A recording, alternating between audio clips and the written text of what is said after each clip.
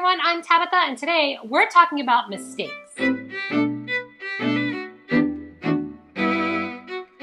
I do a lot of beta reading, and I also obviously am the author of 4 books, and I'm constantly writing something. So I come across a lot of great advice or common mistakes when I'm reading or when I'm writing. The problem is, a lot of time with these great advice pieces, we don't know if our work has that problem or not, and even if it does have that problem, we don't know how to fix it. So today, I'm bringing you 5 common mistakes that writers make, how to tell if it's in your writing, and one suggestion, or at least one suggestion, for how to fix that problem if you determine you have it. Ready? Let's go! The first problem that writers might have is that your reader cannot connect to your main character. This is a problem because readers want to feel what your main character feels. We want to relate to them and understand them. Entire fandoms are based on the idea that these characters might be real and that we can continue to think about them after your book is done. If we can't connect to your character like that, your book is forgettable. So how do you know if you have this problem? Beta readers are your essential resource for this one. Listen to what they're telling you about the character. If they're not talking about the character, you need to ask. We want to know, do they like the main character? Do they relate to the main character? What do they think about the decision the main character just made? If they don't have opinions about these characters, you might have this problem. Okay, I have this problem. How do I fix it? The first step is to flesh out this character more for yourself. There's a lot of ways you can do that. One of the ways is to find those old surveys that were kicking around back in the day when internet was first around, that we used to answer when we were in school or just for fun. Remember those? They asked your favorite color and your favorite memory. Answer those for your main character. Or you can play character games online. There's a lot of hashtag games. You can check my website for a list of ones I often play. But you can play those games and answer those kinds of questions in the writing community right online and let Twitter help you work out those issues with your character. I'm not saying that you need to know your character's favorite memory or what pair of jeans they were wearing when they went swimming for the first time. I don't know. You don't need all those crazy details. However, if they're going to seem like they're a real character to the reader, it has to start by seeming like they're real to you. After you've fleshed out that character more for yourself, now it's time to dig into your book and find places where you can give us glimpses into those memories. These are times when you want to add 1, maybe 2 sentences, not whole chapters, not whole scenes, but just 1 or 2 little sentences that give us a glimpse of what the character might be thinking. Start to insert their personality into the way that they talk or the way they interact with others. Start to insert memories where they make sense.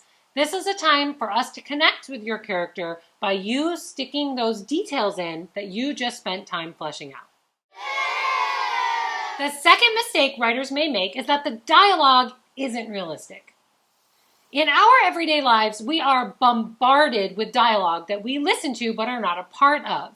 Driving to work and in between songs on the radio, you get announcers talking to each other. When you are working on something, you might have the TV playing in the background with 2 characters talking to each other. Maybe some of your coworkers are having a conversation in the next room. Whatever the reason, you are hearing dialogue. This means most readers are naturally experts in knowing when dialogue sounds realistic or when it doesn't. That means we're often unforgiving if we pick yours up and your characters do not sound realistic. It's important for you to get this right. Unnatural dialogue takes the magic out of the book for us. So how do you know if you have this problem? The best way to tell if you have this problem is to take a page randomly out of your book that has dialogue and read it out loud. This is incredibly important for you to do on a scene where the dialogue matters. It's a big scene. It's a big conversation. If you feel like you're not catching it, which is common, by the way, because we have a tendency to read the way we meant to write it and not the way we did write it, have a friend or coworker or a neighbor sit down and read that page for you.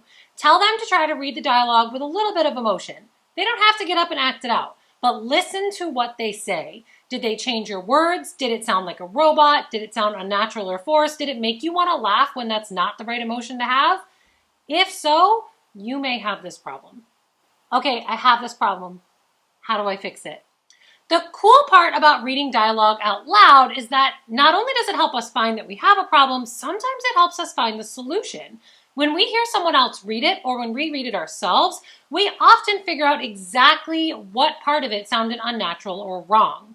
If you have a friend reading it for you that you trust, ask them what they'd say there instead. Or, and this is my favorite one, imagine that this scene was a movie.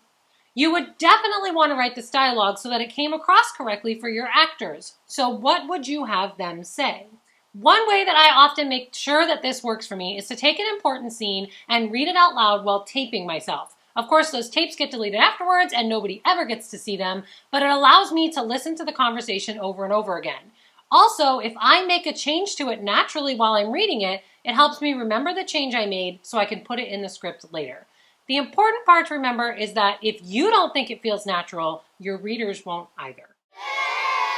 The third mistake writers often make is info dumping. Info dumping is a term we use when we give too much information about a new character or a new setting all at once. Oftentimes we notice this because it's 1, 2, 3, or even more paragraphs, all of straight information. I am not arguing that you shouldn't give us detail. Careful, I promise. I didn't argue that. Details are important and they matter. What I am saying is that anytime you have to stop the action to give us detail, you're pulling us out of your story. And the longer you keep us out of your story, the more likely we are to forget what we were doing, why it was important, or why we care. So how do you know if you have this problem? A good beta reader may help you find these sections, but I don't want to keep telling you beta reader is the only way to find them, so let me give you a piece of advice you can use for yourself. For this one, you're going to choose one random page of your book. This is really important. It cannot be your favorite scene, but it also shouldn't be your least favorite scene. It should just be a random page. My suggestion is print it out, grab a highlighter and a pen. You're going to highlight your adjectives, any adjective. You're going to underline any descriptive sentences where you were describing a table or the room or a person. Now take a look at your page as a whole. Is more than half of your page marked as description? More importantly, how much do you need each of those things you just marked? Do they matter to the story? For example, if you said something was a blue shirt on a character, could it be green? Does that change any of the story? And if it doesn't, does it really matter what color it was? Okay, I have this problem. How do I fix it? So if you've determined that you have this problem because too much of the details you highlighted or marked weren't important, it's going to force you to have to reread your entire manuscript. When you reread this time, you're looking for big clunky sections, whole paragraphs where you did this. Pay careful attention to detail. Did you keep telling us things that we don't need? Now I want you to be careful. I'm not telling you to cut out all of your detail. If, for example, you have a character who opens the trunk of their car to find not only the jack and the spare tire, but maybe a roll of duct tape and some other questionable things, we want that, especially if it turns out to be important. And if it's the only detail you ever give us, it's going to stand out. So it's okay to give us details. It's okay to give us red herring details. But try to remember that the details you give us take us out of the action for a second, and don't give us too many all at once. Once you're done reading it and you've marked for yourself all those details that you maybe don't need, you really only have 3 choices. 1, you can choose to cut the detail completely. 2, you can choose to leave the detail, but drop in a hint later, making that detail really important. Or 3, you can change the detail to something that is more important for later. Your choice, but definitely make the choice. The 4th mistake writers make is telling instead of showing. Okay, this is probably the piece of advice that gets thrown around the writing community the most, and it's also the piece that gets the most misunderstood and the biggest amount of bad rap. So let me explain right off the bat that I do think sometimes telling is necessary. Sometimes you just have to tell us something and move on with your life. I don't need 4 pages about it. However, a lot of times our problem with not connecting with your main character is really because you spent too much time telling us what they're feeling instead of showing us what they're feeling, and that can be a huge problem. So how do you know if you have this problem?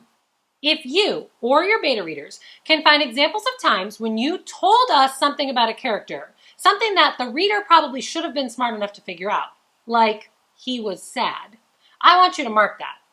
I also want you to mark anytime you told us about a piece of action that we didn't get to see. For example, They fought about it for 10 minutes.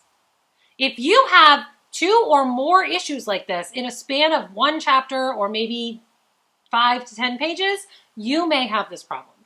Okay, I have this problem. How do I fix it? If you found a lot of examples where you were telling us things about the character and how they're feeling, body language is going to be your best friend here. Spend some time paying attention to how you react to something or watching movies where someone is reacting to something and insert some of that body language that's appropriate for the emotion you're looking for in it. So instead of telling us he was sad, what would he be doing with his body if he was sad? Can you show us that? Can you show us his shoulders drooping? Can you show us his whole body language curling in on itself? We want you to show us the signs instead of telling us and doing the thinking for us. Again, one of my favorite ways to do this is imagine that it was a movie. What would you, the director, tell those 2 actors to do in this situation? Because I know you wouldn't tell some narrator to bust in and go, he was feeling sad. So what would you have them do? Write that body language into your book. If the stuff you underlined was on exciting scenes like they fought for 10 minutes that you skipped, here's the reason why I had you underline that. If it was important enough to tell us that it happened, why wouldn't you want us to see it happening?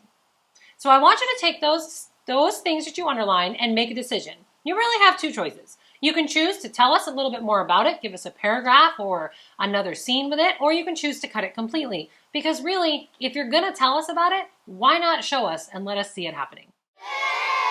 5th mistake that writers often make is being a one-man or one-woman show. Writers write. That's what we do. That's what we're good at. That's what we're passionate about. It's what we want to do. What we don't necessarily want to do is spend our time editing or marketing to other people. So a huge mistake authors make is trying to go it completely alone. So how do you know if you have this problem? You might have this problem if from this list I'm about to give you, you don't have 3 or more of these things.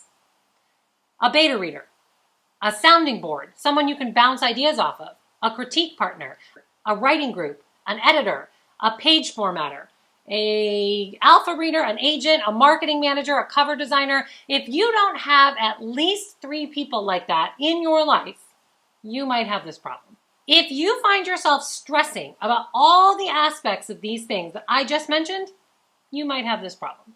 Okay, I have this problem. How do I fix it? The number 1 way to fix it is really simple. Let people in. I'm not saying that you need to have all those things I just named. In fact, I don't even have all of those things I just named. But you do want to make sure you have them for the things that stress you out about the process the most. Independent authors are the worst at this. We're independent because we like doing it ourselves. We like having control over all of it. So we're sometimes afraid to let people in and get their advice. You are definitely the best decider for this. If you look at your process and find something that truly stresses you out, that's something you need a sounding board or advice with. So make a list of those things. Then try to find ways that you can get help with that. You can always check the Twitter writing community. You can check YouTube like you're doing right now and ask authors who have pages like this what they do for those particular cases. The point is, you don't have to do it by yourself. There's a whole team of people out there who can help you if you just know who to ask. You get to be the writer. That doesn't mean you have to do everything. Okay, that's it for me and my 5 mistakes that you might see writers making. And of course, that doesn't mean you won't ever find me making those mistakes. I tend to make them all the time. So I'm speaking from experience here. I hope you found at least one thing you can use today that was useful. Drop a comment to let me know you're here. Hit subscribe and tap that little bell so you know when I'm back. Keep plotting the path to your dreams, and I'll see you next time. Bye!